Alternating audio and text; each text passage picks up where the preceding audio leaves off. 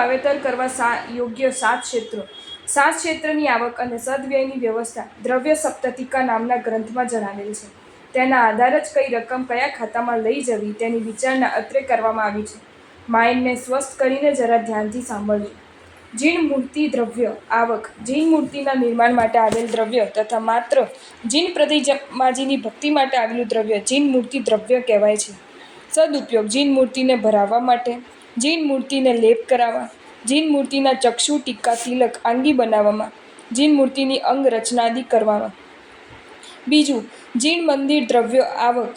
પરમાત્માના 5 કલ્યાકોને અનુસરીને બોલાતી ઉછામણી, સ્વપ્ન અવતરણ, દર્શનાદિની ઉછામણી, અષ્ટપ્રકારી પૂજા વગેરેની ઉછામણી, શાંતિ સ્નાત્ર, ચક્ર પૂજન, પ્રતિષ્ઠા, અંજન શલાકા આદિ મહોત્સવોમાં જીન ભક્તિને લગતી તમામ ઉછામણીઓ.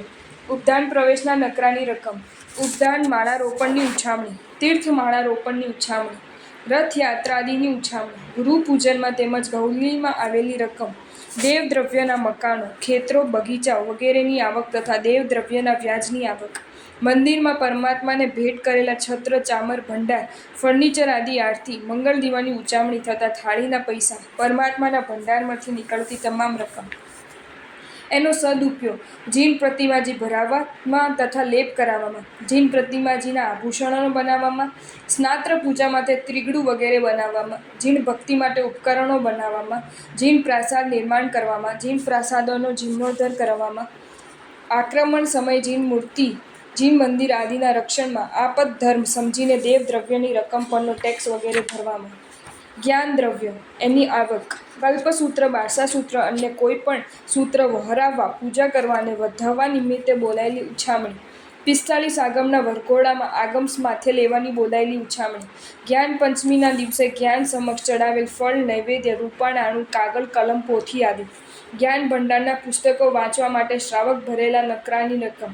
ગુરુ મહારાજ પાસે વાસક્ષેપ લેતા પુસ્તક પર પૂજા રૂપે ચઢાવેલ રકમ. પ્રતિક્રમણના સૂત્ર બોલવાની ઉછામણીના રકમ. એનો સદુપયોગ. સાધુ સાધ્વીજી મહારાજને ભણાવતા અજૈન પંડિતોને પગાર પેટે આપવામાં, સાધુ સાધ્વીજીને અધ્યયન અર્થે પુસ્તક પ્રતાદિ અર્પણ કરવામાં, જીન આગમો લખાવવામાં તથા છપાવવામાં, જીન આગમો રાખવા માટે જ્ઞાન મંદિરનું નિર્માણ કરાવવામાં, જ્ઞાન ભંડારોના કબાટ લાવવા માટે, જ્ઞાન પર બાંધવાના ચંદરવા, પૂંઠિયા બનાવવામાં, જ્ઞાન ભંડારોની સંભાળ માટે રાખેલા અજૈન કર્મચારી, લાઇબ્રેરિયન વગેરેને પગાર આપવામાં, જીર્ણ થયેલા ફાટેલા પુસ્તકાદિના બાઇન્ડિંગ વગેરે કરવામાં તથા સમ્યક જ્ઞાનના રક્ષણ માટે. કેટલાક સૂચનો. જ્ઞાન દ્રવ્યનો ઉપયોગ પાઠશાળાના પંડિત કે માસ્ટરને પગાર આપવામાં કરવો નહીં. શ્રાવક શ્રાવિકાને ભણાવવા માટે જ્ઞાન દ્રવ્ય વાપરી શકાય નહીં. જ્ઞાન ખાતામાંથી છપાવેલ પુસ્તક શ્રાવક શ્રાવિકાઓને ભેટ આપી શકાય નહીં. જ્ઞાન ખાતાની રકમમાંથી બનેલ જ્ઞાન મંદિરમાં સાધર્મિક વાત્સલ્ય, સંઘની મીટિંગ કે બહુમાન સમારંભ વગેરે રાખી શકાય નહીં. તેમજ સાધુ સાધ્વીજી મહારાજ પણ અધ્યયન અધ્યાપન સિવાયના કામ માટે જ્ઞાન મંદિરનો ઉપયોગ કરી શકે નહીં. સાધુ સાધ્વીજીના તૈલ ચિત્રો વગેરે બનાવવામાં જ્ઞાન દ્રવ્ય વાપરી શકાય નહીં. મહોત્સવની કંકોત્રીઓ, હેન્ડબિલો કે પોસ્ટરો છપાવવામાં જ્ઞાન દ્રવ્ય વપરાઈ શકાય નહીં. જ્ઞાન ખાતામાં રકમમાંથી બનાવેલા જ્ઞાન મંદિર પર કોઈ પણ સાધુ સાધ્વીજીનું કે શ્રાવક શ્રાવિકાનું નામ લખાવી શકાય નહીં. જેટલી રકમ જ્ઞાન ખાતાની વપરાઈ હોય તેટલી રકમ જો શ્રાવક ચૂકતે કરે તો તેનું નામ જરૂર લખી શકાય. પણ 1 લાખ રૂપિયા જ્ઞાન ખાતાના વપરાય અને તે 25-50 હજાર રૂપિયા આપે તો તેનું નામ આખા જ્ઞાન મંદિર પર ચડાવી શકાય નહીં. જ્ઞાન મંદિરના નિર્માણમાં આટલો લાભ તેમણે લીધો છે તેવી નાની તકતી મૂકી શકાય. વિહારમાં સાધુ સાધ્વીની વ્યવસ્થા માટે કે વૈયામચ માટે જ્ઞાન દ્રવ્ય વપરાય નહીં. ચોથું, સાધુ દ્રવ્ય. પાંચમું, સાધ્વી દ્રવ્ય આવક. અસાર સંસારનો ત્યાગ કરીને મોક્ષ માર્ગની આરાધનામાં લીન બનેલા પૂજનીય સાધુ સાધ્વીજી મહારાજની વૈયાવચ માટે શ્રાવક શ્રાવિકાઓએ અર્પણ કરેલું દ્રવ્ય સાધુ દ્રવ્ય તથા સાધ્વી દ્રવ્ય કહેવાય છે. દીક્ષા પ્રસંગે દીક્ષાર્થીને વહોરાવવાના ઉપકરણની ઉછામણીની રકમ પણ આ ખાતામાં લઈ જવાય છે. એનો સદુપયોગ. પૂજનીય સાધુ સાધ્વીજી મહારાજોના વૈયાવચમાં તેમના વિહાર આદિની વ્યવસ્થા કરવામાં, તેમને જરૂરી વસ્ત્ર, પાત્ર, ઉપકરણ આદિ વહોરાવવામાં. કેટલાક સૂચનો.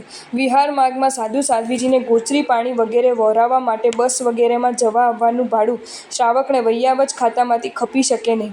સંયમ જીવનની આરાધનામાં બાધક બનતી જે કોઈ બાહ્ય પ્રવૃત્તિ હોય જેવી કે ફોટા પડાવવા, તૈલચિત્ર તૈયાર કરાવવા ઇત્યાદિ પ્રવૃત્તિમાં પણ વૈયાવચની રકમ વાપરવી ઉચિત નથી. છઠ્ઠું શ્રાવક દ્રવ્ય અને સાતમું શ્રાવિકા દ્રવ્ય. જીનેશ્વર પરમાત્માની તમામ આજ્ઞાઓને શીર્ષ સાવંદ્ય કરી યથાશક્ય આજ્ઞાઓનું જીવનમાં પાલન કરનારા, જે આજ્ઞા પાળી ના શકાય તેનું દુઃખ વ્યક્ત કરનારા શ્રાવક અને શ્રાવિકાઓને પણ છઠ્ઠા સાતમા નંબરનું ધર્મક્ષેત્ર ગણવામાં આવે છે. આવા આરાધક શ્રાવિકાઓને પૂર્વના કોઈ અંતરાય કર્મના ઉદય, ધન સંપત્તિ આદિ ચાલી જાય અને જીવન નિર્વાહ કરવાની મુશ્કેલી ઊભી થાય તો તેમનો આરાધક ભાવ ટકાવી રાખવા માટે તેમની ઉચિત ભક્તિ કરવી એ ધનાઢ્ય શ્રાવક શ્રાવિકાઓની ફરજ બની રહી છે.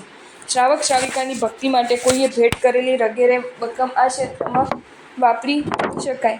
સદુપયોગ: જીન શાસનની આરાધના કરનારા તથા 7 પ્રકારના વ્યસન આદિ પાપોચારોથી સદાને માટે મુક્ત અને આર્થિક રીતે નબળા પડી ગયેલા એવા શ્રાવક શ્રાવિકોને આવાસ માટે, ભોજન માટે, વસ્ત્ર માટે, ધંધા વગેરે માટે આ દ્રવ્યોનો સદુપયોગ કરી શકાય. આ દ્રવ્ય પણ ધર્માદા હોવાથી સામાજિક કાર્યો કે અનુકંપાના કાર્યોમાં વાપરી શકાય નહીં.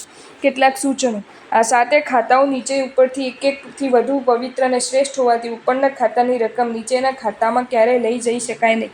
હા, કદાચ નીચેના ખાતાની રકમ જો તે ખાતામાં બિલકુલ ઉપયોગ ન હોય તો તેને ઉપરના ખાતામાં લઈ શકાય છે.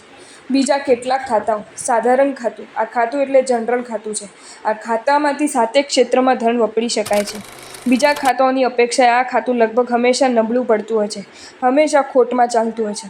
આ ખાતાને ઉદારદિલ શ્રાવકોએ સબળ અને સદ્ધર બનાવવું જોઈએ. શાસ્ત્રમાં પણ કહેવાય છે કે જે ખાતું નબળું પડતું હોય તેને સૌ પ્રથમ સબળું કરવું. શરીરમાં જે અંગ નબળું પડ્યું હોય તેનો જો કાળજી લેવામાં ન આવે તો આખા શરીરની તંદુરસ્તી જોખમમાં મુકાય છે. તેમ નબળા પડતા આ ખાતાની જો કાળજી ન લેવાય તો ઉપરના અનેક ખાતાઓમાં તેની અસર પહોંચ્યા વિના ન રહે. સાધારણ ખાતાની આવકના કેટલાક ઉપાયો: બેસતા વર્ષના દિવસે સાધારણ ખાતાની ટીપ શરૂ કરવી અને ગયા વર્ષે જેટલી ખોટ રહી હોય તે શ્રીમંત શ્રાવકોએ ભેગા મળીને પૂરી કરી દેવી. સંઘના સભ્યોને પોતાના જે રસોડા ખર્ચ હોય તેના અમુક ટકા સાધારણ ખાતે લખાવવા એવો ઠરાવ પાસ કરાવી સાધારણની આવક કરી શકાય. દાખલા તરીકે, જેનો રસોડો ખર્ચ મહિને 1000 રૂપિયાનો હોય તે 2.5% લેખે 25 રૂપિયા સાધારણ ખાતામાં આપે. જેનો 2000 રૂપિયા રસોડો ખર્ચ હોય તે ₹50 સાધારણ ખાતે આપે. આમ કરવાથી સાધારણ ખાતું તરતું થયા વિના નહીં રહે. ત્રીજું, વાર્ષિક જે ખર્ચ થતો હોય તેનો મોટા ભાગ પર તો 100 રૂપિયાવાળા વાર્ષિક સભ્યો બનાવી શકાય. કુલ ખર્ચે તેઓ 100 રૂપિયા આપીને પૂરો કરી આપે. વર્ષ દરમિયાન થતા લગ્ન સમારંભો, જન્મ પ્રસંગો, મરણના પ્રસંગોમાં સાધારણ ખાતામાં સારી રકમ લખાવવા માટે આગેવાનોએ પ્રેરણા કરવી જોઈએ. શાસન માન્ય સમ્યક દ્રષ્ટિ અધિષ્ઠાયક દેવદેવી જેવા કે મણિભદ્રજી, પદ્માવતી દેવી, ચક્રેશ્વરી દેવી આદિની દેરી પર વર્ષગાંઠના દિવસે ધજા ચડાવવાની બોલી, તેમને પ્રથમ તિલક કરવાની બોલી વગેરે દ્વારા તેમજ ત્યાં ભંડાર મૂકીને તેમાં આવતી રકમ સાધારણ ખાતે લઈ જઈ શકાય. પરંતુ આ દ્રવ્ય શ્રાવક શ્રાવિકાના ઉપયોગમાં ન વાપરી શકાય. તપસ્યા બાદ તપસ્વીઓનું બહુમાન તિલક વગેરે કરવાની બોલી, સંઘની કંકોત્રીમાં દસ્તક કરવાની બોલી, સંઘપતિનું બહુમાન કરવાની બોલી, 14 સૌન ઉતરે ત્યારે તે બોલીનો આદેશ લેનાર શ્રાવિક શ્રાવિકાને તિલક કરવાની બોલી, દીક્ષાર્થીનું બહુમાન કરવાની બોલી ઇત્યાદિ બોલીઓ સાધારણ ખાતામાં લઈ જઈ શકાય છે. સાધારણ ખાતાની કાયમી તિથિ યોજના કરી શકાય. જીનેશ્વર દેવની અષ્ટપ્રકારી પૂજાના દ્રવ્યોની ઉછામણી કરી તે દ્રવ્યો લાવી શકાય.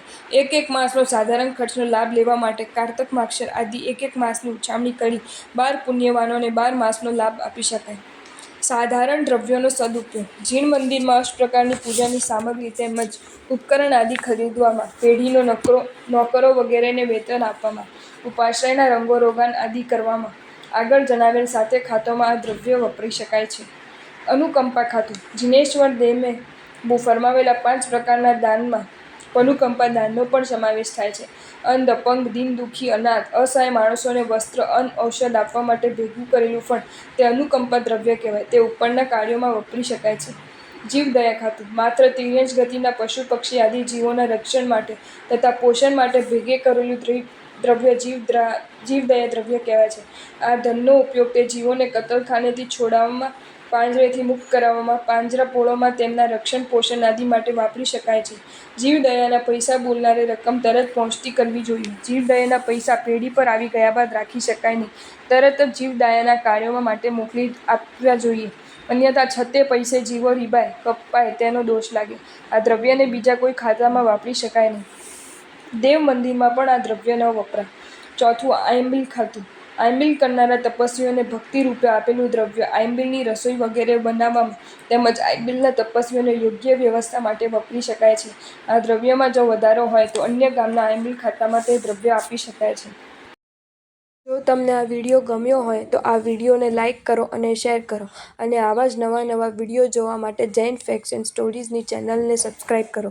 ધન્યવાદ.